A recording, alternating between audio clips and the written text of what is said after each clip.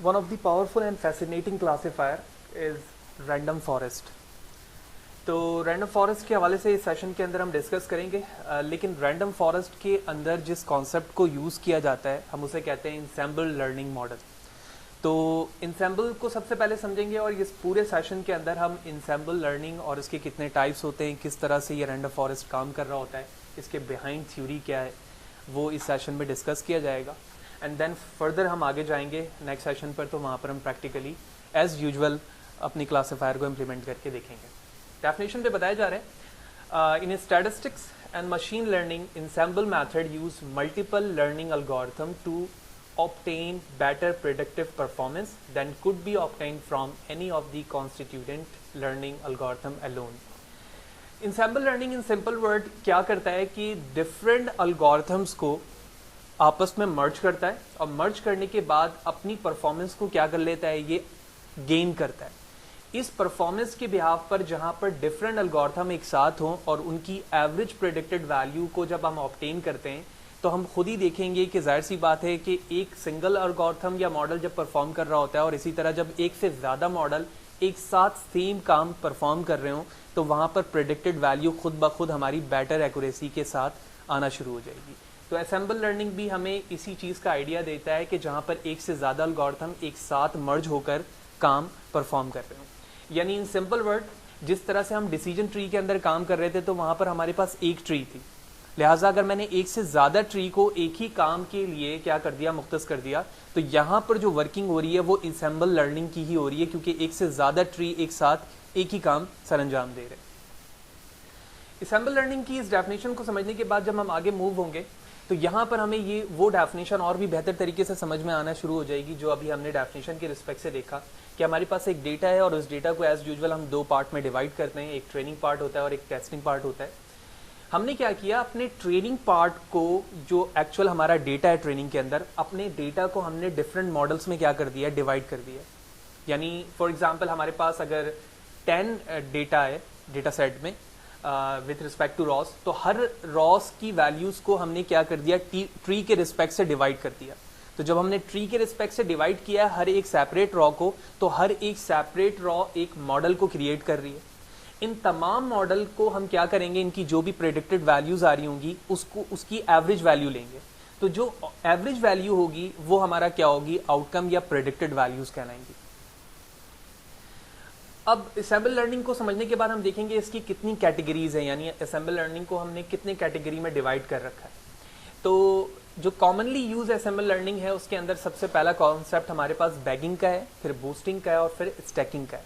Individually इन तमाम चीज़ों को देखेंगे। तो सबसे पहले मूव करते हैं हम बैगिंग पे। तो बैगिंग के हवाले से बताया जा रहा है, bagging stands for bootstrap aggregating. It is a technique use to reduce the variance of prediction by combining the result of multiple classifier module। यानी इसमें क्या किया गया, ये एक ऐसी टेक्निक है जिसमें हमने प्रेडिक्शन को क्या किया, रिड्यूस किया, उसकी वेरिएंस को। कैसे रिड्यूस किया, रिड्यूस करने का जो तरीका है उसमें क्या है कि मल्टीपल क्लासिफायर मॉडल को हमने क्या कर दिया, कंबाइन कर दिया। कंबाइन करने के बाद फर्दर बताया जा रहा ऑन डिफरेंट सब samples of the same data set. यानी एक डेटा सेट को हमने डिफरेंट सब सैंपल में डिवाइड किया, सब सैंपल में डिवाइड करने के बाद हमने उसमें क्लासिफायर इस्तेमाल किया और उसके बाद हमने उनकी तमाम वैल्यूज को क्या कर दिया, ज्वाइन कर दिया। इस डायग्राम में जो कि नीचे मौजूद है और भी डेफिनेशन बेहतर तरीके से हमें समझ में आएगी। सबसे पहले ये जो डी पार्ट है हमारा, वो क्या है, हमारा ओरिजिनल डेटा सेट है। इस ओरिजिनल डेटा सेट को हमने क्या कर दिया, फर्दर डिवाइड कर दिया। आप जितने n नंबर ऑफ प्रेडिक्शन के रिस्पेक्ट से मॉडल बनाना चाह रहे हैं आपने उतने मॉडल बनाए। हर मॉडल्स को क्या किया आपने, क्लासिफायर के रिस्पेक्ट से ट्रेन किया। ट्रेन करने के बाद उसकी एक प्रेडिक्टेड वैल्यू थी, उन तमाम वैल्यूज को आपने ज्वाइन कर दिया। तो फाइनल जो आपके पास एक क्लासिफायर आया है वो क्या आ गया, बैगिंग के रिस्पेक्ट से आ गया। तो यही बैगिंग की डेफिनेशन भी कह रही थी कि आपने अपने डेटा सेट को डिवाइड किया, डिवाइड करने के बाद उसके मल्टीपल क्लासिफायर बने और उस क्लासिफायर की प्रेडिक्टेड एवरेज वैल्यू आपके बैगिंग का कॉन्सेप्ट जाहिर कर रही है। बैगिंग के कॉन्सेप्ट के बाद इसमें रैंडम फॉरेस्ट का क्या कॉन्सेप्ट है, क्योंकि इंसेम्बल लर्निंग हमें बता ही रही है क्या है कि बिहाइंड थ्योरी रैंडम फॉरेस्ट की क्या है। तो इस स्लाइड में बताया जा रहा है कि random forest is a versatile machine learning method capable to perform both regression and classification task. हम रिग्रेशन के जब टॉपिक पर सेपरेट सेशन कर रहे थे तो वहाँ पर हमने डिफरेंट टाइप्स देखी थी रिग्रेशन की। वहाँ पर हमने डिसीजन ट्री रिग्रेशन भी किया था और रैंडम फॉरेस्ट भी किया था। लिहाजा रैंडम फॉरेस्ट का कॉन्सेप्ट क्या है कि वो दोनों ही कार्ड पर काम कर रहा है, यानी जो कार्ड का कॉन्सेप्ट होता है यानी रिग्रेशन या क्लासिफिकेशन ट्री, इन दोनों पे ही ये काम कर रहा है। फर्दर बताया जा रहा है it is also undertake dimensional reduction method, treat missing value, outlier values and other essential step of data exploration and does a fairly good job. ये किन चीज़ों पर अंडरटेक कर रहा है? Dimension reduction method, missing value के हवाले से हम जान चुके हैं, आउटलायर के हवाले से भी हम जान चुके हैं, लेकिन डायमेंशन रिडक्शन के हवाले से हम आगे सेपरेट सेशन पे बात करेंगे कि अब जब हमारे पास डिफरेंट रॉज होते हैं तो उस रॉज में हम उस स्ट्रेंथ जानना चाहते हैं कि कौन सी ऐसे स्ट्रेंथ हैं जिस पर हमारा मॉडल बेस कर रहा है। अगर ये सेपरेट कॉलम ना हो तो हमारी जो प्रेडिक्टेड वैल्यू है वो ज़्यादा बेहतर नहीं आ सकेगी। हम वहाँ पर जाएंगे तो डायमेंशन रिडक्शन को जानेंगे। तो रैंडम फॉरेस्ट का इसमें काफ़ी क्या है, अमल दखल है। फर्दर बताया जा रहा है it is a type of ensemble learning method where a group of weak model combine a form to a powerful model. यानी जब आप एक डिफरेंट चंक के डेटा को डिफरेंट सेपरेट क्लासिफायर के जरिए से क्रिएट करते हैं तो मुमकिन है कि उसमें कोई ऐसा क्लासिफायर हो जो बहुत वीक हो, ठीक है, उसकी प्रेडिक्टेड वैल्यू सही ना हो, लेकिन जब उन तमाम क्लासिफायर को आप जब आपस में मिलाते हैं तो वो क्या बन जाता है, एक वीक मॉडल से स्ट्रॉन्ग मॉडल पे कन्वर्ट हो जाता है। तो रैंडम फॉरेस्ट किस तरह से वर्क करता है ये हम रिग्रेशन पे भी जान चुके हैं, लेकिन इस स्लाइड के अंदर अगर आप इस इमेज को देखें तो सबसे पहले हमारा पार्ट इंस्टेंस है। तो इस इंस्टेंस का मतलब है कि वो हमारा ये ओरिजिनल डेटा है जो ट्रेनिंग के लिए आपने रिजर्व किया है। उस ट्रेनिंग में जैसे मैंने प्रीवियस स्लाइड पे भी एग्जांपल दी थी कि अगर हमारे पास 10 रॉज हैं तो हर एक रॉज को आप हर दफ़ा क्या करेंगे, एक सेपरेट रूट या स्टार्टिंग एलिमेंट देंगे। फॉर एग्जाम्पल आपने फर्स्ट डेटा सेट पे इस एलिमेंट को क्या बनाया है, स्टार्टिंग रूट बनाया है। सेकंड पे आपने क्या किया, इसे क्या बना दिया, रूट बना दिया। फिर इसी तरह थर्ड में आपने इसे रूट बना दिया as like this and so on, जो कि यहाँ पर इस डॉट को रिप्रेजेंट कर रहा है। तो हर एक सेपरेट डेटा एक सेपरेट मॉडल को क्या कर रहा है, प्रोड्यूस कर रहा है, क्लासिफायर उस पर इस्तेमाल होती है एंड देन फर्दर उसकी प्रेडिक्टेड वैल्यूज आ रही हैं। अब डिफरेंशिएट की अगर बात करें कि एक डिसीजन ट्री क्या है और एक रैंडम फॉरेस्ट क्या है, तो इन सिंपल वर्ड हम प्रीवियस डेफिनेशन से ही देखते हुए आ रहे हैं कि जब हम डिसीजन ट्री पर बात करते हैं तो हमारे पास एक ही क्या होती है, ट्री होती है, ठीक है, जिसपे हमने बिल्कुल सेपरेटली बात की है कि क्या मेथड है, किस तरह से किस एट्रीब्यूट को क्या बनाया जाएगा, स्टार्टिंग रूट बनाया जाएगा, उसके बिहाइंड क्या थ्योरी है, जहाँ पर हमने गिनी इंडेक्स की बात की, इसी तरह इंफॉर्मेशन गेन, इंट्रोपी, ये तमाम चीज़ों को हमने देखा। तो उसके बिहाइंड थ्योरी के बाद हमें ये बात पता चली कि एक ऐसा स्टार्टिंग एलिमेंट होगा हमारे एट्रीब्यूट का according to the information gain, जिसको हम क्या बनाते हैं, अपना स्टार्टिंग नोड बनाते हैं। उसके बाद ये फर्दर नोड होते हैं और फिर इसी तरह से ये तमाम चीज़ें फर्दर चल रही होती हैं। तो एज दिस एग्जाम्पल सेड कि आपके पास नंबर ऑफ ट्री यहाँ पर क्या है, एक ही है डिसीजन ट्री में, लेकिन अगर मैं रैंडम फॉरेस्ट की बात करता हूँ तो वहाँ पर आप नंबर ऑफ ट्रीज खुद डिफाइन करते हैं कि आप अपने ट्रेनिंग डेटा के रिस्पेक्ट से कितनी ट्रीज बनाना चाहते हैं, ठीक है। जब आप नंबर्स ऑफ ट्री बनाते हैं तो जाहिर सी बात है बेसिक डिफरेंशिएट हमें वहीं पता चल गई कि डिसीजन ट्री में हमारा जो मॉडल है वो सेपरेट एक ही ट्री पर बेस कर रहा है, जबकि डिसीजन ट्री पर नंबर ऑफ ट्रीज हमारे पास क्या हो गई, ज्यादा हो गई। तो डेफिनेशन या डिफरेंट चंक में जो हमने यहाँ पे बुलेट्स लिए हैं उसमें बताया जा रहा है in contrast to decision tree random forest adds additional randomness to the model while growing the tree. Instead of searching for the most important feature while splitting a node, it search for the best feature among the random subsets of features।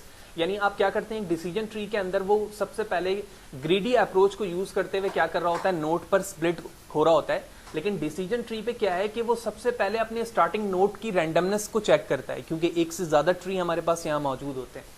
The result is a wide diversity that generally result in a better model। जाहिर सी बात है जब हमारे पास ज़्यादा wide range पर trees होंगे तो जो हमारा रिजल्ट होगा वो और भी ज़्यादा आएगा, यानी बेहतर आएगा। Therefore, in random forest, only a random subset of the features is taken into the consideration by the algorithm for splitting a node। It can even make tree more random। ठीक है, यहाँ random से मुराद ये है कि जो tree का data के रिस्पेक्ट से ट्री बन रहे होते हैं वो रैंडम बन रहे होंगे, यानी किसी भी रॉ के डेटा को वो एज अ स्टार्टिंग नोड इस्तेमाल करके एक सेपरेट ट्री बनाएगा। By additionally using random threshold for each feature rather than searching for the best possible threshold like a normal decision tree। Does, यानी नॉर्मल डिसीजन ट्री के अंदर क्या होता है, आपने एक थ्रेशोल्ड लेवल रखा हुआ होता है कि अगर एक्स की वैल्यू लेस देन 20 है, जो हम प्रीवियस स्लाइड पे भी हमने डिस्कस किया था, ठीक है, यहाँ पर आप देख रहे थे कि इस तरह से वैल्यू लिखी हुई थी कि अगर एक्स की वैल्यू 20 है तो हमने एक थ्रेशोल्ड डिवाइड यहाँ पर एक इस्तेमाल किया हुआ है कि अगर इसकी वैल्यू 20 से ज़्यादा या कम होती है तो आपको इधर जाना है, वगरना इधर जाना है। लेकिन डिसीजन ट्री पे ऐसे काम हो रहा था, लेकिन रैंडम फॉरेस्ट पे ऐसा काम इसलिए नहीं हो रहा है ज़्यादातर क्योंकि वहाँ पर थ्रेशोल्ड लेवल नहीं है, बल्कि अलग अलग एक ट्रीज बनी हुई है और उन हर ट्रीज पर सेपरेट थ्योरी मौजूद है कि कौन सी वैल्यू क्या होगी तो आपने क्या करना है।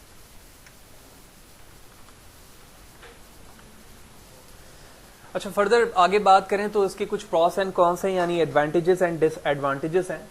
क्योंकि प्रॉस के अंदर हम देखें तो handle large data set with higher dimensionality, ठीक है, क्योंकि जाहिर सी बात है जब आप इंसेंबल लर्निंग में बैगिंग को इस्तेमाल कर रहे हैं जहां पर डिफरेंट मॉडल्स आपका ट्रेन हो रहा है, तो वहां पर जो डायमेंशन है आपकी डेटा की वो क्या हो रही है, बढ़ रही है with respect to trees. Effective method for estimating missing data, तो मिसिंग डेटा को भी यहाँ पर इफेक्टिव वे में हैंडल किया जा सकता है, ठीक है। इसी तरह balance error in data set where classes are imbalanced, तो डेटा सेट के रिस्पेक्ट से यहाँ पर एरर को भी बैलेंस करना थोड़ा सा मुश्किल होता है with respect to pros of ensemble learning. लेकिन अगर मैं कॉन्स की बात करूँ तो इसमें do good job at classification but not good for regression problem, as it doesn't give precise continuous nature production. Classification की रिस्पेक्ट से देखें तो ये काफ़ी अच्छा रिजल्ट देता है, लेकिन रिग्रेशन के रिस्पेक्ट से वहाँ पर हमारे पास वैल्यू ज़्यादा बेहतर नहीं आती है, क्योंकि वहाँ पर जो वैल्यू होती है हमारी वो कंटिन्यूअस नेचर की होती है, जो हम सेपरेटली जान चुके हैं कि कंटिन्यूअस वैल्यू से क्या मुराद है, विच मीन जैसे सैलरी है with respect to number of experience या ईयर ऑफ एक्सपीरियंस, इसी तरह वेट है with respect to the height. Similarly, random forest can feel like a black box approach for a statistical modeler, provide very little control on what the model does. क्योंकि random forest के अंदर जो behaviour है background वो एक black box की तरह है कि एक्चुअली हमें बिहाइंड क्या हो रहा है वो बिल्कुल समझ में नहीं आ रहा होता कि कितने नंबर ऑफ ट्रीज किस तरह से वर्क कर रहे हैं और उसके मॉडल का रिजल्ट किस तरह से कंट्रोल हो रहा है, ठीक है, वो किस किस तरह से जंप करता है एक ट्री से दूसरी ट्री में, ये चीजें एक ब्लैक बॉक्स की तरह हैं। फर्दर दूसरा पार्ट जो है हमारे पास इंसेंबल लर्निंग का वो बूस्टिंग का है, क्योंकि बैगिंग हम फर्स्ट डिस्कस कर रहे थे।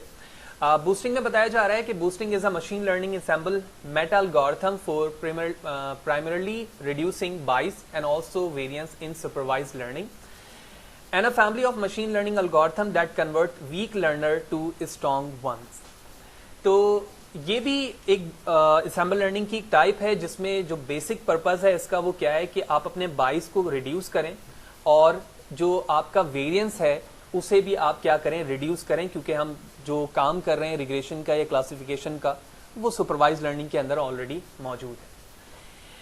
बेसिक जो इसका वर्क है वो क्या है कि वो वीक लर्नर को किसमें कर रहा है, स्ट्रॉन्ग लर्नर में कन्वर्ट कर रहा है with respect to the model classifier. क्योंकि ये कॉन्सेप्ट अभी हमने बैगिंग के अंदर भी देखा था कि जब वो तमाम मॉडल्स आपस में क्या होते थे, मर्ज होते थे, तो वीक लर्नर खुद ब खुद किसमें कन्वर्ट हो जाता था, स्ट्रॉन्ग लर्नर में कन्वर्ट हो जाता था। This is done by building a model from the training data, then creating a second model, then attempt to correct the error from the first model. यानी जब आपने पहला मॉडल ट्रेन किया तो ट्रेन करने के बाद खुद ब खुद वो दूसरे मॉडल को क्या करता है, ट्रेन करने लगता है और उसके एरर को क्या करता है, रिड्यूस करने लगता है। क्योंकि एक मॉडल ट्रेन होने के बाद फिर सेकंड की बारी है, सेकंड के बाद थर्ड की, तो वो प्रीवियस वाले जो मॉडल हैं वो अपकमिंग मॉडल्स को क्या करेंगे, उसके एरर को रिड्यूस करेंगे। Model are added until the training set is predicted perfectly or a maximum number of model are added. तो वो जो मॉडल्स हैं वो कब तक ऐड किए जाते रहेंगे, जब तक जो हमारी प्रेडिक्टेड वैल्यू है वो नियर टू परफेक्ट ना हो जाए। कुछ बूस्टिंग की यहाँ पर एग्जांपल लिखी हुई है कि एक्चुअली बूस्टिंग का जो एंसेंबल लर्निंग का ये एल्गोरिथम है वो एक्चुअली काम किस तरह से करता है। तो solving the problem of spam email identification, email पर ये एक ऑप्शन मौजूद है, जब आपके पास कोई एक स्पैम ईमेल आती है तो वो खुद ब खुद क्या होती है, सेपरेट होकर उस एरिया पर चले जाती है जहां पर आपको स्पैम ईमेल दिखती है। When we identify spam and not spam email using following criteria, तो उसके कुछ क्राइटेरिया बताया गया है यहाँ पर कि email has only one image file, ठीक है। If it is a spam email, email has only link, तो कुछ क्राइटेरिया बना दिया गया है कि अगर उसके अंदर एक इमेज है, इसी तरह उसके अंदर कोई एक लिंक ऐड की हुई है, जो नॉर्मली आप देखते भी हैं कि कोई स्पैम ईमेल आती है तो वो कहा जाता है कि इस ईमेल पर जाकर आप क्या करें, अपने अकाउंट को एक्सेस करें, या वट कोई भी चीज उसमें हो सकती है।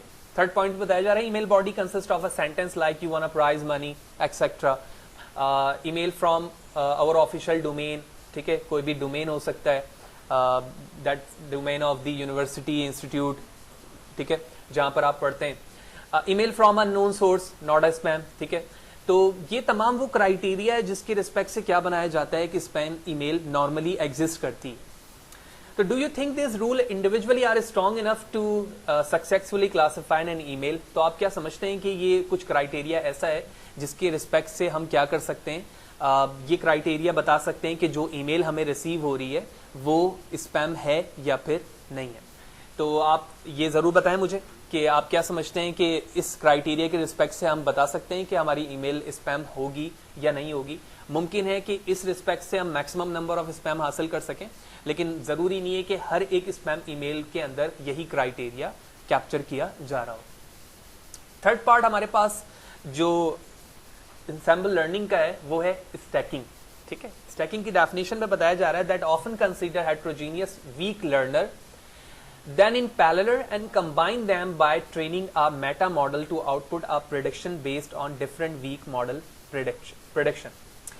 Heterogeneous form इसका मतलब ये है कि जो आपके पास ट्रेनिंग डेटा है या जो पार्ट आपको आउटपुट के फॉर्म पर प्रेडिक्ट करके वैल्यू दे रहा है वो एक सीक्वेंस की वैल्यू पर बेस नहीं करता।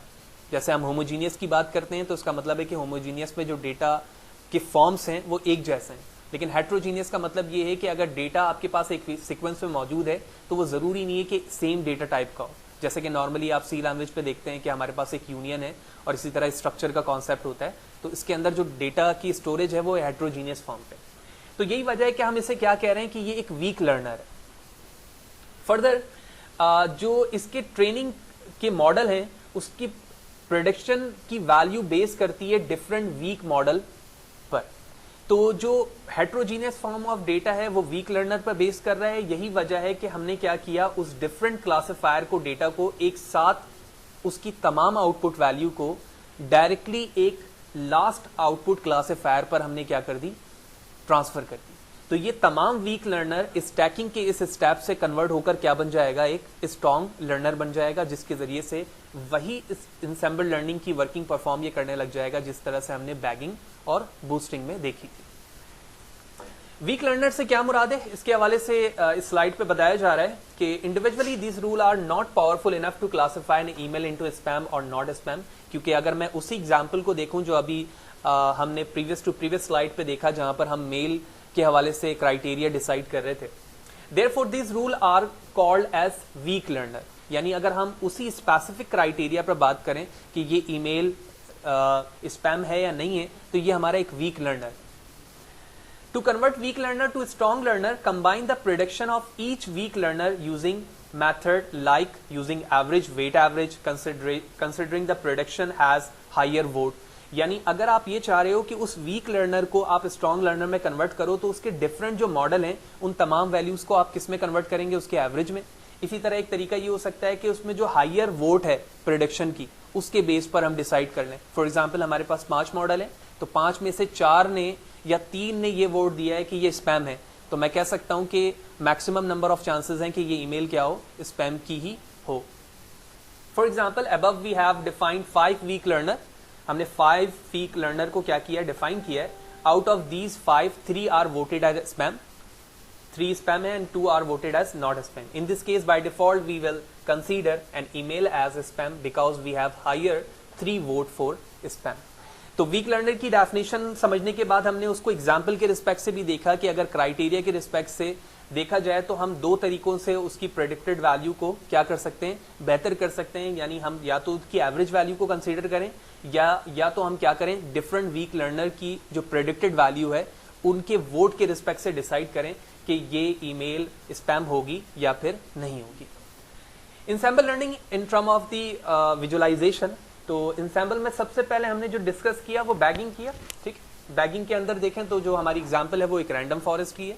क्योंकि वहाँ पर हमने रैंडम फॉरेस्ट के हवाले से जाना कि रैंडम फॉरेस्ट का क्या कॉन्सेप्ट है और वो किस तरह से वर्क कर रहा होता है। इसमें जो चीज़ें हो सकती हैं वो सबसे पहला कॉन्सेप्ट हमारे पास है ओवरफिटिंग का। नेक्स्ट सेशन पे समझेंगे ओवरफिटिंग और अंडर फिटिंग का क्या कॉन्सेप्ट है। तो इससे हैंडल करना होता है हमें, क्योंकि हमारा जो डेटा है रैंडम फॉरेस्ट की वजह से वो बहुत ज़्यादा फिट हो जाता है। इसी तरह हमें अपने वेरिएंस को क्या करना होता है, रिड्यूस करना होता है, ठीक है। और इसी तरह जो क्लासिफायर हमारे पास वो इंडिपेंडेंट होते हैं, इसके अंदर सेपरेट होते हैं। आपने देखा इमेज पे भी, आपने फाइनली क्या किया, उन तमाम क्लासिफायर को एट लास्ट ज्वाइन किया था, यानी एक कंबाइन करके एक फाइनल आउटपुट या क्लासिफायर बना रहे थे। जबकि बूस्टिंग के अंदर जो कॉन्सेप्ट है वो ग्रेडियंट बूस्टिंग का है। ग्रेडियंट बूस्टिंग क्या कर सकता है, आपके डेटा को ओवरफिट कर सकता है, इसी तरह रिड्यूस करता है बाइस एंड वेरिएंस को, और सिक्वेंशियल क्लासिफायर का कॉन्सेप्ट इसके अंदर मौजूद है। जिस तरह से यहाँ पर हमारे पास जो क्लासिफायर था वो इंडिपेंडेंट था, लेकिन यहाँ पर क्या है, सिक्वेंशियल। तो ये कुछ फ्लो है। अगर एक सिंगल आइट्रेशन की मैं बात करूं तो ये हमारे पास एक ओरिजिनल डेटा सेट है, और इस ओरिजिनल डेटा सेट के अंदर आपने क्या इस्तेमाल किया है, एक असेंबल लर्निंग को इस्तेमाल किया है। तो असेंबल लर्निंग के बिहाफ पर एक यहाँ पे एक फ्लो चार्ट बताया जा रहा है कि कौन सा डेटा किस फॉर्म पर होगा, तो आपको कहाँ जंप करना है। बैगिंग के अंदर आप देख रहे हो एक ओरिजिनल डेटा सेट होगा यकीनी तौर पे यहाँ पर, और इसका ये लिंक है जिससे 3 सेपरेट डेटा सेट डिवाइड हुए हैं, ठीक है। तीनों में आपने सेपरेट क्या किया, क्लासिफायर इस्तेमाल किया, आपका मॉडल रेडी हो चुका है, और ये फाइनली तीनों जाकर क्या हो जाएंगे, एक जगह ऐड हो जाते हैं। इसी तरह बूस्टिंग में क्या हुआ कि बूस्टिंग में जो ओरिजिनल डेटा सेट था उस पर एक क्लासिफायर इस्तेमाल हुआ, उस क्लासिफायर का आउटपुट दूसरे वाले रिजल्ट पर आ गया। और डेफिनेशन पे भी हमने देखा था कि एक वीक लर्नर क्या करता है, यानी जो पहला क्लासिफायर है वो उस वक्त तक वहां पर रिटेन करेगा जब तक दूसरे के आउटपुट पे जो एरर आ रहा है वो उसे रिड्यूस ना कर दे। तो इस डेटा सेट से हासिल होने वाला जो आउटपुट था बूस्टिंग के रिस्पेक्ट से, वो दूसरे वाले डेटा सेट में इन्वॉल्व हो गया। उसके बाद इसका जो आउटपुट था वो दूसरे वाले में, एंड सो ऑन, जितने नंबर्स ऑफ ट्रीज हैं उस रिस्पेक्ट से ये काम कर रहा होता है। ग्रेडियंट बूस्टिंग का concept with respect to theory, definition में बताया जा रहा है gradient boosting is a machine learning technique for regression and classification problem, ठीक है। तो जिस तरह एक असेंबल लर्निंग हमारे पास कार्ड के कॉन्सेप्ट पे वर्क कर रही होती है, इसी तरह ग्रेडियंट बूस्टिंग का कॉन्सेप्ट भी मशीन लर्निंग पे क्लासिफिकेशन और रिग्रेशन दोनों के लिए इस्तेमाल हो रहा है, which produce a prediction model in the form of an ensemble of weak prediction model. यानी ग्रेडियंट बूस्टिंग के जरिए से जो आपका आउटकम आ रहा है वो ensemble of weak learner model आ रहा है, ठीक है ना। जितने मॉडल्स आपके बन रहे हैं वो वीक मॉडल बन रहे हैं। टिपिकली के डिसीजन ट्री, यानी टिपिकली वो क्या बन रहा है, डिसीजन ट्री बन रहा है, जिसके अंदर जो आपका आउटकम है वो एक वीक लर्नर है। ऑब्जेक्टिव क्या है, मेन पर्पस क्या है इस बूस्टिंग का, जो कि ग्रेडियंट के बेस पर है। The main objective lies in the minimization of loss function in supervised learning algorithm. Loss function के हवाले से हमने बिल्कुल जब हमने रिग्रेशन के टॉपिक को एंड किया था तो वहां पर हमने बात की थी कि एक्चुअली लॉस फंक्शन एक ओरिजिनल वैल्यू और प्रेडिक्टेड वैल्यू का डिफरेंस होता है। तो ग्रेडियंट बूस्टिंग भी हमारा इसी बेस पर काम कर रहा है। तो मीन स्क्वायर्ड एरर, जिसके हवाले से हमने तफसीलन वहां पर बात की थी कि इसका फॉर्मूला क्या है, किस तरह से डिस्कस करते हैं, तो ये तमाम थ्योरी रिग्रेशन के लास्ट टॉपिक में मौजूद है, वहां पर भी जम करके आप इन तमाम फार्मूलाज को समझ सकते हैं। लेकिन सिंपल वर्ड लॉस फंक्शन जो मालूम करने का तरीका है वो एक ओरिजिनल वैल्यू और प्रेडिक्टेड वैल्यू के डिफरेंस है, और इन डिफरेंस का हमने क्या कर दिया, स्क्वायर, और जितने भी हमारे रॉज हैं उन तमाम के डिफरेंस का स्क्वायर का हमने फाइनली क्या कर दिया, सम कर लिया। तो यहाँ पर बताया भी जा रहा है कि वाई आई जो है वो आई टारगेट वैल्यू है और वाई आई पी जो है वो प्रेडिक्टेड वैल्यू है। तो ये ओवरऑल जो फॉर्मूला है वो किसको जाहिर कर रहा है, लॉस फंक्शन को। तो ग्रेडियंट बूस्टिंग का कॉन्सेप्ट क्या है, वो एंसेंबल लर्निंग की एक टाइप है जो कि वीक प्रेडिक्शन मॉडल पर बेस करती है, और इसका ऑब्जेक्टिव क्या है कि हम अपने लॉस फंक्शन को क्या करें, मिनिमाइज करें। लॉस फंक्शन का फॉर्मूला क्या है, actual value minus predicted value का होल स्क्वायर, और जो मेजर करने का तरीका है लॉस फंक्शन को वो डिफरेंट टाइप के हैं, जिनमें से उनमें से एक टाइप क्या है, मीन स्क्वायर एरर, जिसे हम MSE से जाहिर कर रहे हैं। नटशेल यानी फाइनली हमें क्या हासिल होता है, we first model data with sample model and analyse data for error, these error signify data point that are difficult to fit by the simple model. Then for later model we particularly focus on those hard to fit data to get them right. In the end we combine all the predictor by giving some weight to each predictor.